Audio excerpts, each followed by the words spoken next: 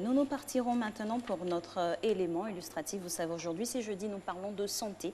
Le libellé du sujet, c'est que faire en cas d'injection de corps étrangers. C'est les gens, nos petits bouts de chou à la maison, ils jouent avec différents éléments, malheureusement, qui peuvent être ingérés malencontreusement. Et nous voilà aujourd'hui, nous parlerons de ce sujet, bien sûr, pour vous donner des astuces et la bonne attitude à adopter avec notre invité. Pour l'heure, on parcourt l'élément. Votre enfant joue avec une pièce de monnaie dans la bouche. Quand tout à coup, il l'avale. Ça peut virer au drame. Et cette situation n'est pas rare. Petite bille, bouchon de stylo, perles de cheveux et la liste est sans fin. Se retrouve dans l'estomac ou coincé dans l'œsophage ou encore les voies respiratoires. Poutou, ne fais pas ça. Qu'est-ce que tu fais là? C'est pas bon, ne touche pas à ça. Massi, venez m'enlever ça ici là. Vous voyez, c'est un exemple, ça c'est dangereux. Il peut mettre ça dans la bouche, il peut avaler ça. Les verres maintenant, j'arrange tout ça là en haut ici pour ne pas que les enfants aient l'accès à ça ou bien se blessent avec, vous avez vu. Quand il s'agit de cacahuètes ou de nourriture mal mixée, il n'y a pas de grand risque, car la plupart des objets avalés seront éliminés dans les selles 1 à 2 jours plus tard. Par contre, quand il s'agit d'une petite pile ou d'un autre tout petit objet pointu ou tranchant, il faut craindre le pire. Un enfant n'est pas un jeu, c'est pas d'un jeu. On doit veiller sur les enfants. L'enfant, le premier geste qu'il a, d'abord, c'est de mettre le truc dans sa bouche. Parce que tout ce qu'il voit, d'abord, c'est dans la bouche, ça va. Les enfants sont innocents, ils ne savent pas ce qu'ils font.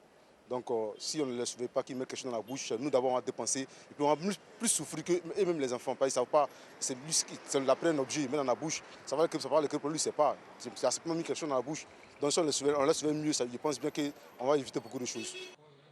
Le corps étranger, au lieu de passer par les voies digestives, se retrouve dans les voies respiratoires et crée une obstruction, ce qui provoque une suffocation. Et dans la quasi-totalité des cas, on se retrouve dans une situation qui nécessite une prise en charge extrêmement urgente. La localisation du corps étranger dépend de sa taille et de la position du sujet au moment de l'inhalation.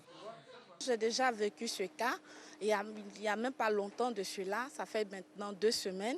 Il y avait mon petit frère qui était en train de coller ses effets avec de la colle alpha. Et quand il a fini, il a oublié la colle sur le guéridon. Et mon neveu, un enfant de 2 ans qui est venu, qui était en train de jouer, a vu la colle. Il a pris directement, il l'a mis dans sa bouche. Il était en train de mâcher la colle.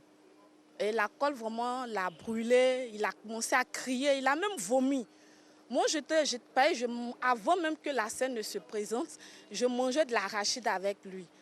Donc, arrivé un moment, moi, je pensais que c'était la graine d'arachide qui était restée dans sa gorge. Donc, quand il a crié, j'ai sursauté, je me suis approchée de lui. Je le prends, je mets ma main dans sa bouche. C'est là que j'ai senti l'odeur de la colle forte. Elle est forte. Donc j'ai senti l'odeur et c'est comme ça que j'ai essayé de pouvoir enlever. Mais ça collait ses lèvres, tout ça, je ne pouvais rien faire.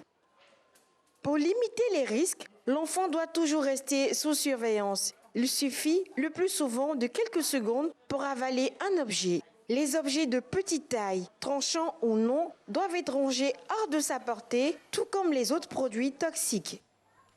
Que faire en cas d'ingestion de corps étrangers par les enfants? Ça nous arrive, ça nous est déjà arrivé au moins une fois d'avoir quelque chose coincé dans la gorge. Ça va donc des arêtes, des clous, des sifflets. Et justement, sur ce plateau, le docteur Iki Mbro Max Valère, pédiatre pneumologue, qu'on retrouve une fois de plus, est venu avec des éléments explicatifs concrets. Bonjour docteur. Bonjour. Alors, c'est quoi une ingestion et c'est quoi des corps étrangers pour être...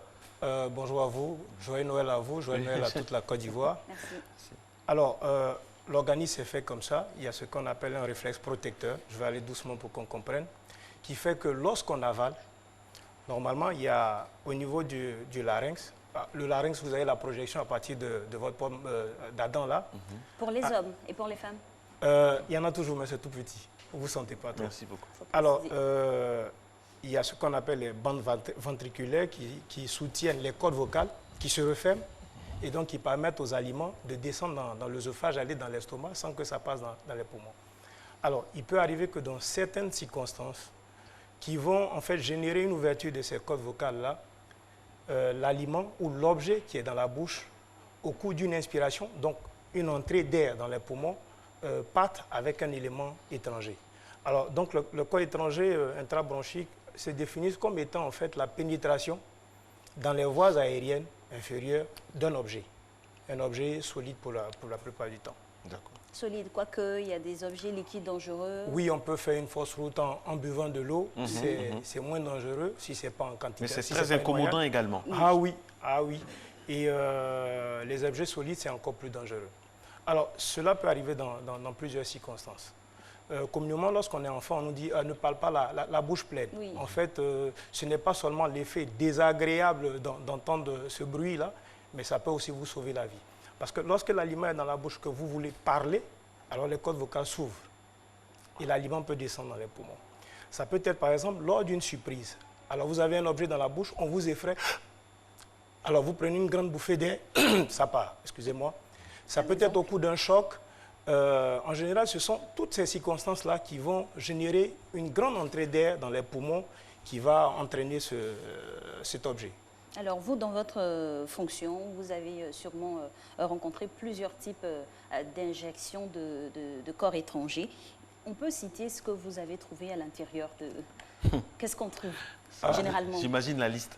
Ah oui, il y en a de tout. Il y en a de tout. Hein. Oui, et c'est effrayant lorsqu'on vous présente... voilà. Chez les enfants, alors, oui, chez tout le monde. Oui, il y en a chez les adultes, mais chez les enfants, la plupart du temps. Oui, la plupart du temps, c'est les enfants. Et donc, on a eu à retirer des clous, hein, vraiment, qui vont jusqu'à peut-être 5 cm, hein, des clous, des vis, des punaises, des cailloux, des graines d'arachide, et ça, il y en a plein, il faut éviter, nous en parlerons, des graines d'arachide, des pépins de corosol, d'orange, et de plus en plus, je suis venu avec cet élément-là, si vous voyez. Qu'est-ce que c'est? Alors, j'ai appris qu'on appelait ça surprise, et c'est écrit dessus. De plus en plus, vous en voyez au cours des baptêmes, des anniversaires, voilà, des anniversaires, des enfants. Et les enfants, en ouvrant ce cadeau, découvrent de petits sifflets, des fois, qui sont à l'intérieur.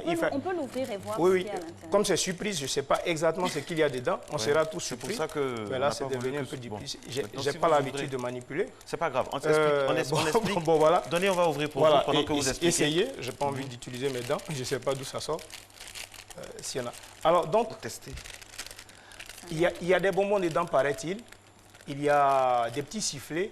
Et les enfants, après avoir dégusté ces bonbons, jouent avec ces petits sifflets. Et tout en jouant au cours d'une chute, d'une surprise également. Et puis, paf, voilà, il y en a d'autres dedans. Et puis, voilà, le bonbon, on m'a dit qu'à l'intérieur du bonbon, il y a des petits sifflets après avoir sucé. Et paf, c'est parti. Et on commence à en avoir de plus en plus. De plus en plus. Voilà. Même le bouchon, hein, le capuchon. Oui, pour cette année 2018, sur 11 corps étrangers que nous avons reçus, il y avait 4 qui étaient des petits sifflets comme ça retrouvés dans ces surprises. Les chiffres, c'est bon. Ouais. 4. Et il y en a de tout. Et ça, au-delà de l'attention qu'on doit avoir, il faut que vraiment on puisse savoir le mécanisme.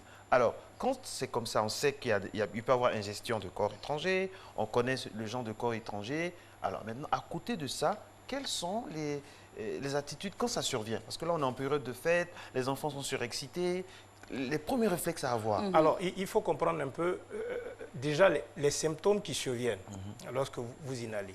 Alors, lorsque le parent a vu l'enfant ingérer, le diagnostic peut être relativement plus simple parce que tout de suite, on oriente le médecin lorsqu'on arrive.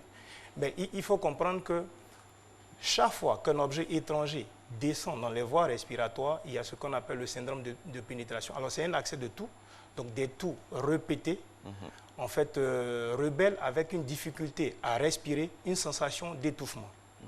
Alors, en fonction de la taille et de la nature du corps, on peut avoir plusieurs signes. Il peut avoir un corps qui est gros, donc il va se bloquer immédiatement dans la gorge, au niveau des cordes vocales ou dans la trachée, qui peut vous tuer immédiatement. C'est possible. Alors vous allez voir... Parce que c'est trop gros. Ah oui, Et si ça se bloque là, parce que selon l'âge de l'enfant, la trachée a une taille.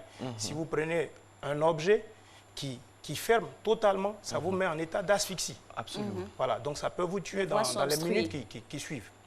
Et donc, dans une situation dramatique pareille, un geste salvateur, qu'on appelle la manœuvre d'Elmlich, qui consiste à se mettre derrière l'individu et croiser les bas. Soit avec un bois, une batte de baseball ou bien... Voilà, et faites une forte pression, qui permet d'envoyer une grande bouffée d'air, peut amener à rejeter.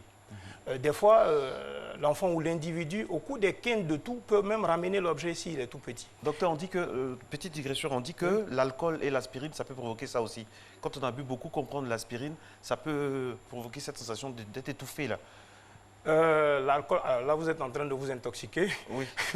Voilà, c'est des toxiques. Hein. Ça peut vous endormir tout de suite. Ou des fois même des overdoses aussi. Voilà. Maintenant, en fonction de la taille de l'objet, si c'est plus petit, ça va migrer. Et vous savez qu'à partir de la trachée, les branches vont se diviser et au fur et à mesure que ça se divise, le calibre se rétrécit. Donc l'objet va descendre en migrant en fonction de la pesanteur, en fonction de la taille, jusqu'à être bloqué là où il ne peut plus avancer en trouvant une branche de petit calibre. Alors ce sera des accès de tout, d'étouffement, de détresse respiratoire avec un enfoncement de la partie au-dessus du sternum, des fièvre. La fièvre vient après. Parce que le diagnostic, il peut être précoce. Hein. Il peut être précoce. Ça, je vais en venir. Mais la fièvre vient dans une deuxième étape lorsque le corps étranger a duré. Donc cela va entraîner une hypersécrétion, une surinfection. Il y a des bactéries qui vont se développer là, qui vont entraîner des infections à répétition. Et donc vous allez bien évidemment faire la fièvre. Alors, on parlait des gestes qui peuvent sauver, mais il y a aussi des attitudes qui sont dangereuses. Alors, les parents, en général, se précipitent pour mettre le doigt, essayer d'enlever. Alors, vous ne savez pas où le corps est positionné. On est tous passés par là. Voilà. Essayez d'ouvrir la bouche. Et en enfonçant le doigt, on peut pousser, par exemple, un corps étranger qui est, par exemple, piquant. Donc, il ne faut pas enfoncer le doigt. Ah oui. Vous ne savez pas, il est situé, vous enfoncez le doigt, vous pouvez aggraver. Okay? Beaucoup donnent également de l'huile rouge. Dans notre contexte, à boire en espérant que la personne vomisse. Alors, l'huile rouge, c'est vraiment dangereux pour l'arbre respiratoire. Parce que ça contenait de l'huile qui entraîne une inflammation vraiment importante de l'arbre respiratoire. Donc, vous donnez l'huile rouge, l'enfant avale, ça ne va pas dans les poumons. Mais après, ça fait vomir. Et lors des vomissements, tout le contenu de l'estomac avec cette huile-là peut aller encore dans les poumons et aggraver cette détresse respiratoire-là et achever l'enfant. Voilà. Donc, la bonne attitude, je dis, dans une situation grave d'asphyxie où l'enfant est en train de s'étouffer, somnolé, en train de devenir tout bleu ou tout gris, paniqué, on peut essayer la manœuvre. Dans le cas contraire, il faut aller à l'hôpital. Rappelez le nom, la manœuvre de Derlich? Emlich. Emlich. Oui. Voilà, donc il faut aller à l'hôpital. Et le médecin se doit, non seulement à l'interrogatoire, de rechercher cette notion-là de syndrome de pénétration, donc cette entrée-là avec cette eau suffocante et tout ça, et ça c'est dans le cas immédiat. Mais en plus, il y a des examens qui peuvent aider. Au cas où voilà, le diagnostic n'est pas très évident pour un enfant qui a une toux rebelle. Quels examens voilà. Alors, dans un premier temps, la radio, elle est simple. S'il s'agit d'un corps étranger qui est métallique, une pointe, un clou ou quelque chose comme ça, ça peut se voir à la radio. Il y a les corps étrangers qui sont ce qu'on dit radiotransparents, qui ne se voient pas à la radio. Lorsque vous prenez une graine d'arachide, un pépin d'orange, ça ne se voit pas à la radio. Ah bon? Ah oui. Et donc, que ce soit visible à la radio ou non, l'examen qui permet de faire le diagnostic, c'est l'endoscopie bronchique. Alors, c'est une technique. Oui, c'est un appareil qui est fait d'un tube souple, qui est relié à une vidéo et donc qui permet de visualiser. Voilà. Vous avez vu tout à l'heure une image d'une branche avec un truc blanchâtre dedans. C'était cet examen-là. Pour voir un peu pour l'ulcère, tout ça aussi, c'est la même... Oui, mais ça, l'ulcère, c'est dans l'estomac. Voilà, mais ça, c'est plutôt... Voilà, on passe par les narines. Et on traverse les cordes vocales et on va regarder directement dans les poumons pour faire le diagnostic. Wow. Là, on a vu que les éléments peuvent stagner un peu ça et là. Oui. Ils ne sont pas digérés, on ne peut pas avoir des cas où ils sont digérés et donc sortis naturellement par... Non, non, non, il n'y a pas de mécanisme de digestion dans le poumon. Ils vont directement au poumon, ils ne peuvent pas aller migrer ailleurs dans l'estomac et faire... Non, non, non, non, il n'y a pas de conduite qui relie le poumon comment on appelle ça, à l'estomac. C'est la respiration qui attire. Voilà. Donc, il peut, en fait, si cet accident-là n'a pas été perçu au départ, donc je disais qu'il peut avoir cette toux rebelle qui va persister avec des difficultés respiratoires, des sifflements qu'ils peuvent entendre et donc qui peuvent simuler une crise d'asthme ou toute autre maladie, donc entraîner des erreurs de diagnostic. Ça peut être des infections pulmonaires à répétition, mais déjà la répétition d'une infection dans le même territoire doit attirer l'attention. Qu'est-ce qui se passe dans ce territoire et aller faire une endoscopie pour voir. Alors, il y a des corps qui peuvent durer plus longtemps, passer inaperçus. Vous nous avez parlé, donc, quand on préparait l'émission, d'un cas qui a fait plus de combien, 7 ans? Oui, 7 ans. Une arête de poisson. Une arête de poisson. Oui, oui. 7 ans. Justement, les arêtes, c'est des véritables, c'est des vrais cauchemars. Hein. Ça, c'est des vrais cauchemars. 7 ans avec... 7 ans dans la gorge? Oui, pour l'histoire de ce patient, c'est arrivé au cours d'un repas. Une fois trop, c'était un adulte. Et puis, il a fait une fibroscopie, mais digestive, mais qui a retrouvé une autre maladie. Donc, ça oriente. C'est un cas un peu compliqué. Et ensuite, il a présenté des sifflements. Il fait une spirométrie, des explorations fonctionnelles respiratoires. Et ça révèle qu'il est asthmatique. Donc, il est traité pour ça. Mais c'est la répétition de ces crises-là qui amène à faire un scanner, à faire une endoscopie bronchique. 7 ans plus tard, parce qu'on lui a découvert à chaque fois qu'on faisait des examens d'autres maladies. Et comme ça, qu'on découvre le corps étranger, finalement, ça peut être extrait et il va très bien, ce monsieur. Dieu merci. Oui. Je viens d'avoir de bonnes nouvelles. C'est bien. Alors, quel conseil vous avez à donner concrètement, hein, rapidement? J'imagine les mamans, les parents qui nous regardent hein, par rapport à ces repas. Est-ce que, parce que tout ça, il y a l'alimentation aussi. Il y a la surveillance. Oui, la surveillance. Qu'est-ce que vous conseillez en ces périodes de fête-là? L'attitude. Les cadeaux à offrir. Alors, c'est un accident qui survient beaucoup plus chez les enfants. Donc, il faut éviter de donner à manger tout ce qui est graines à l'enfant. Les graines d'arachide, il faut éviter chez les tout-petits. Si vous voulez, allez-y écraser votre arachide, faites-en des pâtes, donnez à sucer ou à manger, mais évitez systématiquement les graines. Tous les fruits à graines, il faut éviter. Les oranges, si vous voulez donner une orange à votre enfant, enlevez les pépins, nettoyez bien, les cours au sol, les pastèques, enfin tout ce qui est de ce type d'objet et d'aliments, il faut éviter. Et ça, je tiens là-dessus parce que je me félicite de l'opportunité que vous donnez parce qu'en consultation, vous voyez une personne, 2 personnes, vous en parlez, mais là on parle au grand public, il faut éviter cela.